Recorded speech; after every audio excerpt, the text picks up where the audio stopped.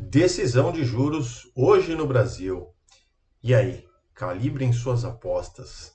Selic mantida a 15% ou teremos a primeira queda? Isso e mais agora aqui no nosso Morning Call, dia 5/11 já, pessoal, de 2025.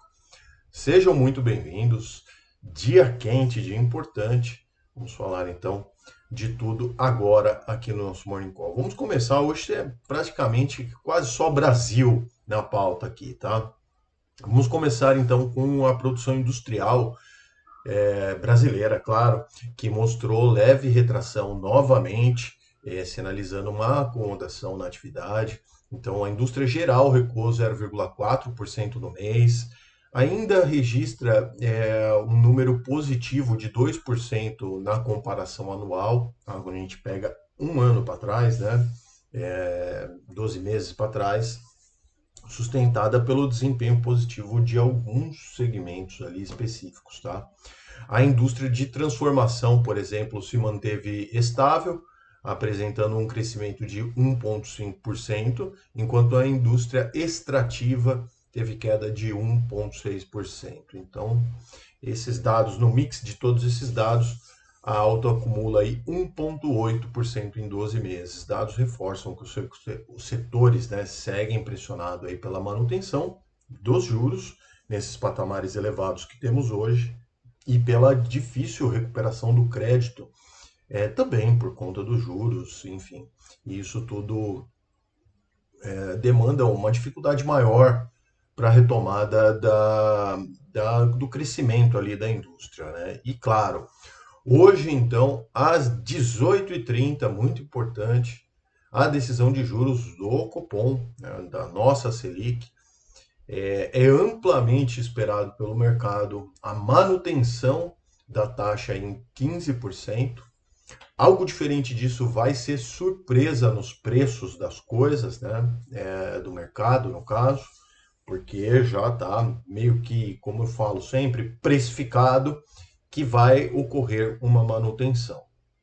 Porém, o comunicado vai ser muito importante, porque é dentro do comunicado que a gente vai entender realmente quais são os rumos aí da política econômica e o que esperar realmente para que possa começar um ciclo de queda ou talvez até de mais aperto monetário. É algo que é muito relevante para o mercado e para os entes como um todo, né, ali do mercado financeiro, é ver, né, ler nas entrelinhas ali o que o comunicado diz.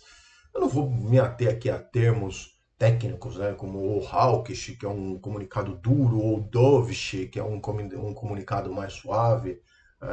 Vocês devem ver esses termos em usos locais. Mas o que a gente tem que entender é que quando a gente vê que a gente tem no campo fiscal ainda muitos desafios, principalmente em relação à dívida pública, é um componente que vai ser avaliado. E quando a gente olha para os indicadores de inflação, que sim, vem diminuindo a cada boletim Focus, você vê que as expectativas de inflação elas vêm reduzindo, eu venho comunicando para vocês aqui sempre, mas ainda isso tudo é muito incipiente. Então, grandes especialistas de mercados avaliam que ainda não é o momento. Pode ser que, em termos leigos, né, se o Copom fizer uma queda de juros nessa reunião agora, talvez ele esteja queimando a largada, né? Então, eu particularmente acredito também que não vá cair a taxa de juros agora. E aí uma importante mensagem, né? Com as bolsas do Brasil nas máximas, né? O que acontece? Se a gente tiver um comunicado ali mais tranquilo, dizendo que as expectativas voltaram a ficar mais ancoradas e etc., isso deve fazer com que a bolsa ganhe ainda mais tração, porque aí entende-se que realmente a gente vai partir para um cenário futuro de queda de juros. Agora, se no comunicado vier que ainda não estamos certos, que ainda precisamos avaliar os dados, que ainda podemos sim aumentar os juros caso necessários. Isso deve travar um pouco os preços, é, pelo menos essa é a expectativa, tá? Então, tecnicamente é isso. Olhar o que vai ser dito hoje no comunicado, ler, né, no caso. Também tem a questão das pressões, né? Por exemplo, o Haddad vem fazendo pressão pública, dizendo que se ele fosse membro do comitê, ele votaria para queda dos juros, etc. Não sei o que. Começam também as pressões políticas pela queda de juros, por conta também do cenário do ano que vem, eleições, etc. Então vai ser um ano bastante difícil, bastante confuso. Se preparem, tá? Bom, mercados internacionais. Hoje eu não vou passar aqui o mercado do dia, né, dos futuros, porque tem mais coisas para a gente falar.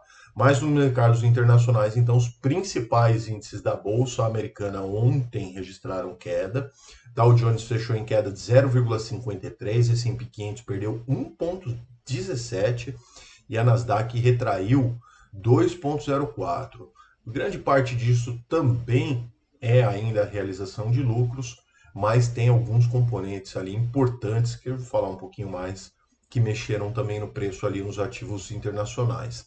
E aqui no Brasil foi na contramão, não é costume, né, não é costumeiro que isso ocorra, porque a Bolsa brasileira ela é par com a Bolsa Americana, funcionam ali mais ou menos no mesmo horário. A Bolsa Brasileira foi no sentido contrário e reafirmou mais um recorde de alta de 0,17% no seu fechamento aos 50.504 pontos. Aqui não, 150.704 pontos.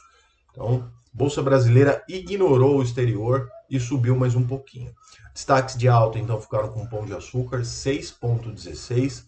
Vamos, 5,02. E os destaques de queda ficaram com Embraer, 3,60. E a Cosan, 3,12. Tá?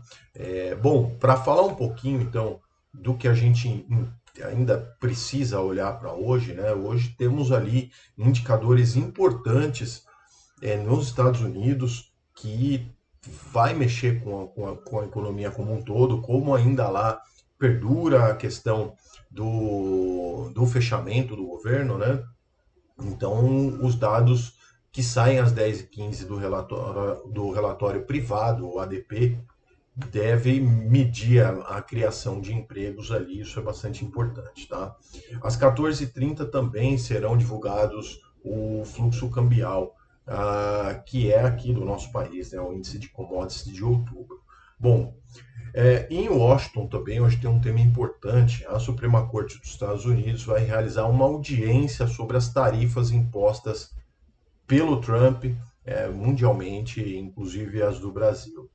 Isso daí, essa audiência reacende então o debate sobre protecionismo comercial norte-americano e, enfim, pode trazer algum desdobramento para os mercados. Hoje, na temporada de balanços, temos boas empresas aqui, importantes empresas do Brasil, divulgando seus resultados. Eletrobras, Engie Brasil, Minerva, Guarapaz e Pets. E no exterior, os destaques ficam com McDonald's, Toyota e Qualcomm, tá? Trazendo números importantes sobre consumo também, tecnologia, indústria, etc. Automotivo, inclusive. Tá? Bom, no Brasil, então, temos às 14h30 fluxo cambial, já disse, índice de commodities também às 14h30, às 18h30, então, a decisão do Copom. Escreve aí na caixa de comentários o que você acha, se vai subir, ou se vai cair a taxa, ou se vai manter. Tá? Quero saber de você. E nos Estados Unidos, às 10h15 o relatório ADP e às 11h45 o PMI composto de serviços. Tá? Bom, para destacar, né, falei um pouquinho dele, mas sim, o ministro da Fazenda, então, no caso, Fernando Haddad, afirmou que apesar da pressão dos bancos, os juros no Brasil terão que cair, está citando ali a melhora das expectativas do mercado, dados de inflação. Mas, no final das contas, ele também destacou que manter a taxa real de 10% não faz sentido, dado da inflação, que ainda está em torno de 4,5%. mas ele ponderou que ainda não é possível prever o momento exato do corte, ou seja, começam realmente as pressões políticas e vamos combinar, vai.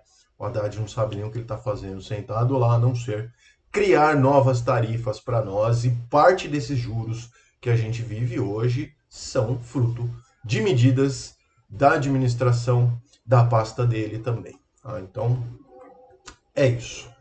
Bom, fico por aqui então, ficou um pouquinho maior hoje. Espero que vocês tenham gostado dessas informações e, claro, peço sempre a sua inscrição, compartilhe as notícias com os seus amigos, deixe seu like e é isso aí. Nos vemos amanhã então aqui no nosso Morning Call. Um forte abraço a todos.